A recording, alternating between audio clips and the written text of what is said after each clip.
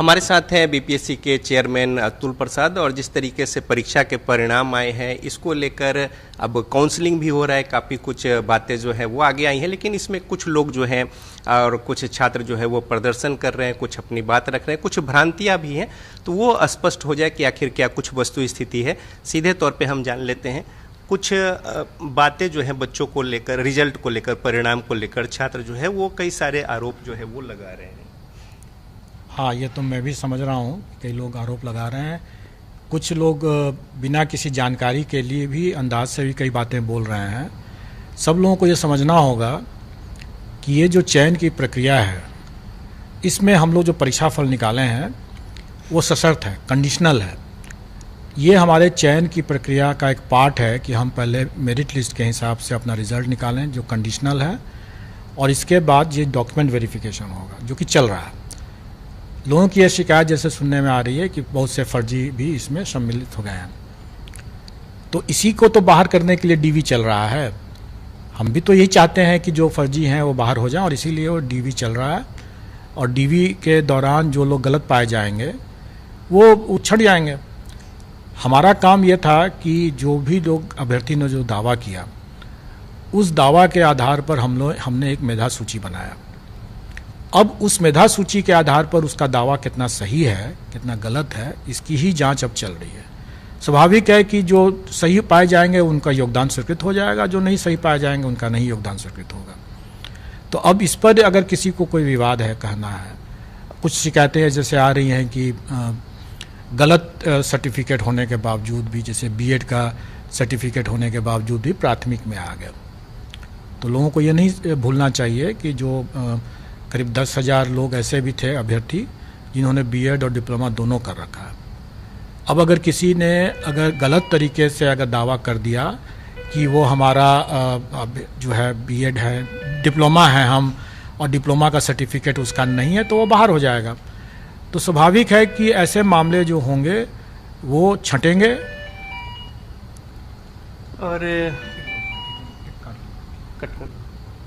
Sir, इस पे जो कई सारी सवाल है, पहले भी उसमें था कि डॉक्यूमेंट वेरिफिकेशन पहले हो जाए, फिर और भी जगह यही होता है कि जब एग्ज़ाम हो जाते हैं नियुक्ति से पहले एक बार वेरिफिकेशन होता है, और काउंसलिंग और ये सब चीज़ें अभी चल भी रही हैं। तो आखिर समस्या इतने बड़े पैमाने पर किस तरीके से छात्रों का जो, देखिए, आप लोगों को स्मरण होगा कि 9th-10th का और 11th-12th का हमने डॉक्यूमेंट वेरिफिकेशन प्रारंभ कराया था।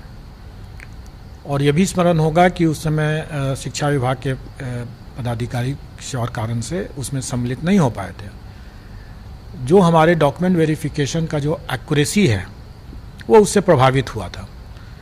उस समय आपको स्मरण होगा कि कई ऐसे अभ्यर्थियों अपने बात बोले कि उनका पार्शियली वेरीफाइड माना गया, क्योंकि जबकि उनके पास सभी दस्तावेज थे। तो क्योंकि डॉक्यूमेंट वेरिफिकेशन बहुत ज़्यादा एक्यूरेट नहीं हो पाया था, फिर भी हम लोगों ने कई मामले को, जैसे उस समय लगभग 16,000 अभ्यर्थी जो थे वो एब्सेंट थे।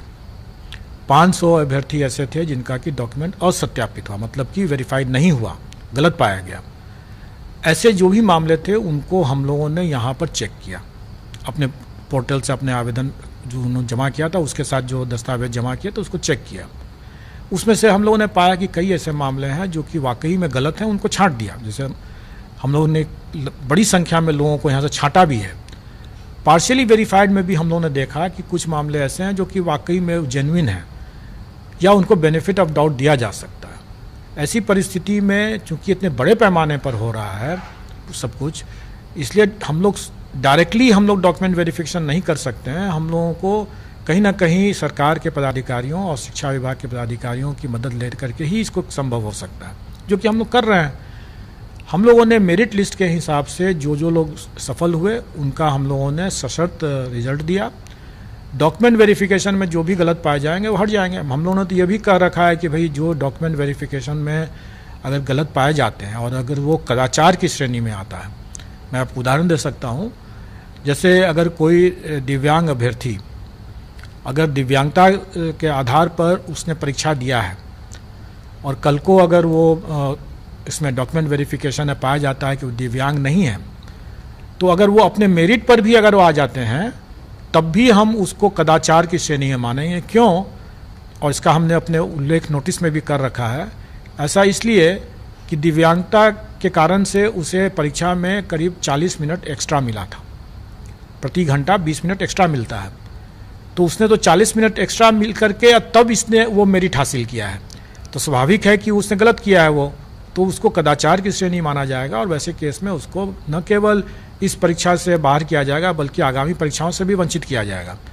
इसी तरह से अगर कोई अभ्यर्थी अगर गलत दावा करके अगर अपना देते हैं और बोलते हैं कि हमने तो डिप्लोमा कर रखा है और डॉक्यूमेंट वेरिफिकेशन में अगर वो डिप्लोमा नहीं मिलते हैं तो डॉक्यूमेंट वेरिफिकेशन में वो बाहर किए जाते हैं और उनको गलत बयानी के लेकर हम लोग उन पर कार्रवाई भी कर सकते हैं।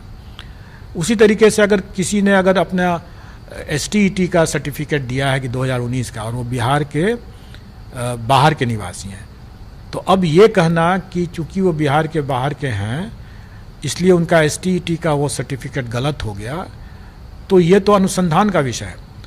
अभी मैंने कुछ लोगों से बात करते हुए हम लोगों ने पूछा उससे, अब कुछ शिकायत लेकर आए थे तो हमने पूछा भी कि जो जिसकी बारे में आप चर्चा कर रहे हैं, क्या 2019 में ये लिखा हुआ था कि बिहार के स्थायी निवासी होंगे कि बिहार के निवासी होना आवश्यक था?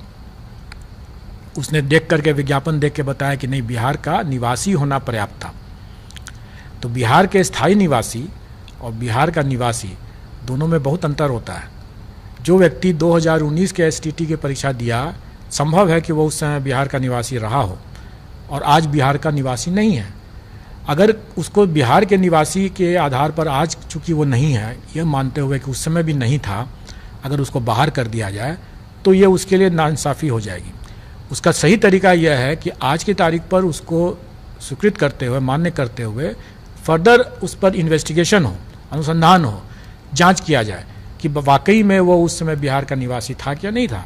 और जब वो जांच का जो आएगा रिजल्ट, उसके आधार पर उसका अगर पाया जाए कदाचारी निकला तो उसकी STET की परीक्षा वो बाधित हो रही है, उसका परीक्षाफल प्रभावित होगा, तो उस समय बाहर हो जाएगा वो। लेकिन आज की तारीख पर उसके पास में अगर जायज़ STET का प्रमाण पत्र है तो सिर्फ आशंका के आधार पर उसको बाहर नहीं किया जा सकता। तो जो काउंसलिंग हो रही है डिस्ट्रिक्ट्स में, तो ये उम्मीद कुछ बच्चे रख सकते हैं कि जो अगर वहाँ पे कुछ गलत होता है तो जो वेटिंग लिस्ट के जो लोग हैं उनको चांस मिल सकता है? बिल्कुल, हम लोगों का हमेशा से ये प्रयास रहा और ये पूर्व की परिपाटी भी रही है कि जब भी हम डॉक्यूमेंट वेरिफिकेशन करके सरकार को लिस्ट देते हैं, चूँकि उन सब मामलों में हम लोग सीधे अपना डॉक्यूमेंट वेरिफिकेशन कर लेते हैं, छोटी संख्या रहती है। इसमें चूँकि बड़ी संख्या है इसलिए डॉक्यूमेंट वेरिफिकेशन अब सरकार के स्तर से वहाँ पर हो रहा है। तो जब भी कोई सरकार के समक्ष जब जाता है मामला योगदान के समय और पाया जाता है कि वो गलत है, तो सरकार हमारे पास वापस भेजती है और हम लोग उस पर पूरक अपना सप्लीमेंट्री रिजल्ट देते हैं। और वो हम लोग इस मामले में भी देंगे। अभी हमारी शिक्षा विभाग के साथ वार्तालाप हो चुका है, उनका पत्र भी आ चुका है और हम लोग इस बारे में बहुत स्पष्ट हैं कि जो भी इसमें वैकेंसी क्रिएट होगा डॉक्यूमेंट वेरिफिकेशन के कारण से भी, जो ड्रॉप आउट्स होंगे या जो एक से अधिक जिनका परीक्षा फल मिला हुआ है उसमें भी जो कोई एक ही नौकरी करेंगे, तो जो भी वैकेंसी बचेगा वो सारी वैकेंसियों को जोड़ करके हम लोग उसका सप्लीमेंट्री रिजल्ट देंगे।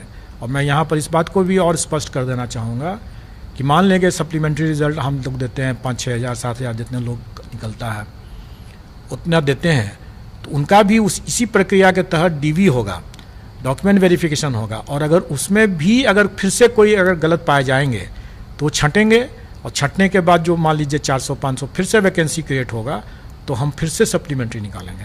कहने का मतलब यह है कि ये प्रक्रिया सतत चलेगा जब तक कि हमें सही तरीके से डॉक्यूमेंट वेरिफिकेशन के बाद सही तरीके से सही लोग जब तक योगदान पूरा नहीं कर लेते हैं तब तक हम लोग सप्लीमेंट्री रिजल्ट निकाल करके उसको भरेंगे।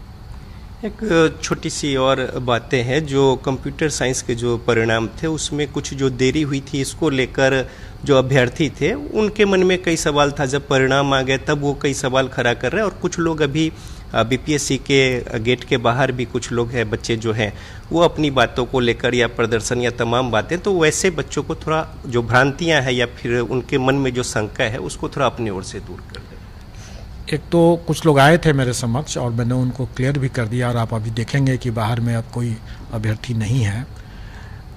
उनकी शंकाओं का समाधान हमने कर दिया। फिर भी आपके चैनल के माध्यम से मैं बताना चाहूँगा कि जो भी शंकाएं हैं सिर्फ इसी कारण से है कि अगर फर्जी का चयन नहीं होता तो उनका चयन हो सकता था, क्योंकि वो मेरिट में शायद नीचे है, थोड़ी से नीचे है, और उनका संभव था कि हो सकता था, और यही आशंका थी। तो वो चाहते हैं कि फर्जी अभ्यर्थी जो चयन हो गए हैं उनको बाहर कर दिया जाए। तो वही तो हम कर रहे हैं।